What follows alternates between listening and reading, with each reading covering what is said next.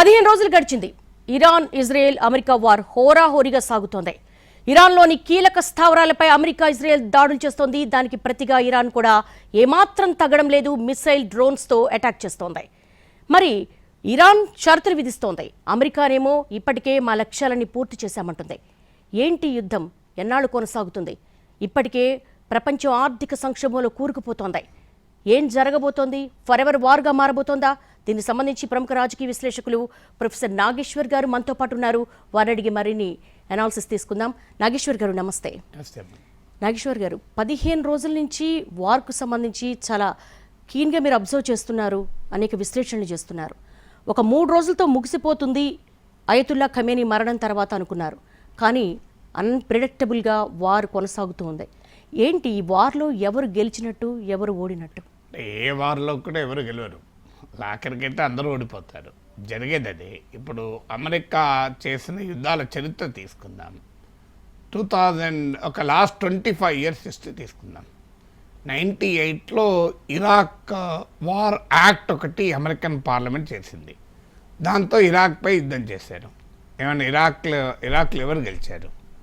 ఏం చెప్పారు? Weapons of mass destruction ఉన్నాయి, జన విధ్వంసక ఆయుధాలు, వాటిని తొలగిస్తామంటూ వెళ్ళారు.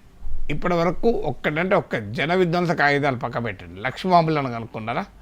దీపావళి బాంబులు కనుక్కున్నారా? ఇప్పటి వరకు ఇరాక్లో మీకు ఎక్కడ చూపెట్టారు? మనకు లేదు. ఇవాళ సేమ్ మళ్ళీ ఇరాన్ పైన ఏమంటున్నారు? న్యూక్లియర్ ఆర్మ్స్ ఉన్నాయి ఇరాన్ దగ్గర, అందుకొరకు మేము అటాక్ చేస్తున్నాం అంటున్నారు. ఆ రోజు ఇరాక్ పైన వెపన్స్ ఆఫ్ మాస్ డిస్ట్రక్షన్ బూచి చూపెట్టి అటాక్ చేశారు. ఇవాళ ఇరాన్ పైన అదే weapons of mass destruction, nuclear arms, ఆ పదం వాడతలేదు. ఎందుకంటే ఇరాక్లో వాడారు కనుక చాలా అప్రతిష్ట ముటగట్టుకుంది అమెరికా కనుక. ఇప్పుడు వెపన్స్ ఆఫ్ మాస్ డిస్ట్రక్షన్ పదం WMD అని వాడకుండా న్యూక్లియర్ ఆర్మ్స్ అంటున్నారు. ఇప్పటి వరకు ఇరాన్ అణ్వాయుధాలు తయారు చేసుకోలేదు అని ఇంటర్నేషనల్ అటామిక్ ఎనర్జీ ఏజెన్సీ చెప్తోంది. బరాక్ ఒబామా ప్రెసిడెంట్గా ఉన్నప్పుడు అమెరికా ఒప్పందం కుదుర్చుకొని IAEA పర్యవేక్షణలోకి ఇరాన్ న్యూక్లియర్ ప్రోగ్రామ్ని తీసుకొచ్చింది. సో ఆ తర్వాత మీకు ట్రంపే దాని నుంచి బయటికి వచ్చాడు. ఒమన్ మీడియేషన్తో చర్చలు జరిగినాక ఒమన్ ఫారెన్ మినిస్టర్ అమెరికా స్పష్టంగా చెప్పాడు, దాదాపు అమెరికా షరతులన్నింటినీ ఇరాన్ అంగీకరించింది, ఇరాన్ తన అణు కార్యక్రమాన్ని వదిలేస్తుంది అని. మరి ఎందుకు యుద్ధం చేస్తున్నాడు ఎవరికీ తెలియదు. సో జూన్ 2025లో వార్లో న్యూక్లియర్ ఆర్మ్స్ ఫెసిలిటీ కంప్లీట్గా ఆబ్లిటరేట్. ట్రంప్ ఎప్పటికో పదం వాడతాడు. అమెరికన్లకు ఇంక్రెడిబుల్ అన్న పదం రెగ్యులర్గా వాడతారు. ట్రంప్ వాడే పదం ఆబ్లిటరేట్. సర్వనాశనం అయిపోయింది అని. డిస్ట్రక్షన్ మించింది ఆబ్లిటరేట్ అంటే మనకు లాంగ్వేజ్లో కూడా దాని సివియారిటీని బట్టి ఉంటుంది. ఇప్పుడు అసహ్యమైంది అంటే అబ్సర్డ్ అంటాం, లేదు ఇంకా హయ్యర్ అంటే రిడిక్యులస్ అంటాం, ఇంకా అంటే లుడిక్యులస్ అంటాం, ఇంకా అంటే ప్రిపోస్టరస్ అంటాం. అంటే జుగుత్సాకరమైన అని ప్రిపోస్టరస్ అంటే. దాని సివియారిటీ పెరుగుతున్న కొద్దీ లాంగ్వేజ్ మారుతుంది. అబ్సర్డిటీ నుంచి ప్రిపోస్టరిటీ అనే పదం వాడతాం. అలాగే డిస్ట్రక్షన్ నుంచి ఆబ్లిటరేషన్ అనే పదం వాడతారు. ఆబ్లిటరేషన్ అంటే సర్వనాశనం అయిపోయిందని. అయిందా? మరి సర్వనాశనం అయిపోయినా మళ్ళీ ఎందుకు వారు చేస్తున్నాడు అంటే జూన్ 2025లో ఇరాన్ న్యూక్లియర్ ఫెసిలిటీస్ ఆబ్లిటరేట్ అయ్యాక మళ్ళీ వాళ్ళ ట్రంప్ న్యూక్లియర్ వెపన్ నాశనం చేస్తానని వెళ్తున్నాడు కదా. సో అందువల్ల అమెరికన్ లాంగ్వేజ్ ఏంటి అంటే తాము వార్ జరపాలనుకున్నప్పుడు తమ వ్యూహాత్మక ప్రయోజనాల కొరకు ప్రజలు యాక్సెప్ట్ చేసేటువంటి లాంగ్వేజ్ వాడతారు. సో మీకు తర్వాత లిబియాలో 2011లో ఇంట్రొడ్యూస్ చేశారు, ఎంటర్ అయ్యారు. ఇలా లిబియాలో ఏం జరిగింది? సేమ్ గడాఫీ నిరంకుశ పాలన నుంచి విముక్తి కలిగిస్తాం, లిబియా ప్రజలకు స్వేచ్ఛనిస్తామన్నాడు. బరాక్ ఒబామా తర్వాత ఏమన్నాడు? It was the biggest mistake of my presidency అన్నాడు. నేను అమెరికా అధ్యక్షుడిగా ఉన్న సమయంలో చేసిన అతిపెద్ద పొరపాటు అన్నాడు. ఎప్పుడు 2011లో నాశనం చేస్తే, ఆ దేశాధినేతను చంపేస్తే, దేశాన్ని 2 ముక్కలు చేస్తే, దేశం కుక్కలు చింపిన విస్తరైనాక ఇట్ వాజ్ అ మిస్టేక్ అంటాడు. So what is that this kind of a mistake? ఒక దేశాధినేత, అది ట్రంపే, మీకు ఒబామా చెప్పిన మాట, నేను చెప్పింది కాదు. ఆఫ్ఘనిస్తాన్ ఏమన్నారు?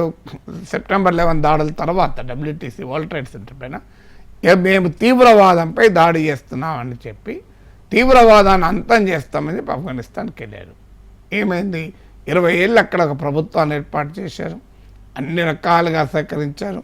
ఫైనల్గా వన్ ఫైన్ మార్నింగ్ మొత్తం మూటాముళ్ళ సదురుకొని అమెరికా వెళ్ళిపోతే ఇలా తాలిబాన్లు తిరుగులేని పవర్. అప్పుడన్నా కనీసం ఫస్ట్ టైం తాలిబాన్ల పవర్లోకి వచ్చినప్పుడు హమస్సా మసూద్ నాయకత్వంలో నార్థన్ అలియన్స్ అని ఒక ప్రతిఘటన ఉండే. ఇప్పుడు ఏ ప్రతిఘటన లేదు. Complete Afghanistan commander Taliban control.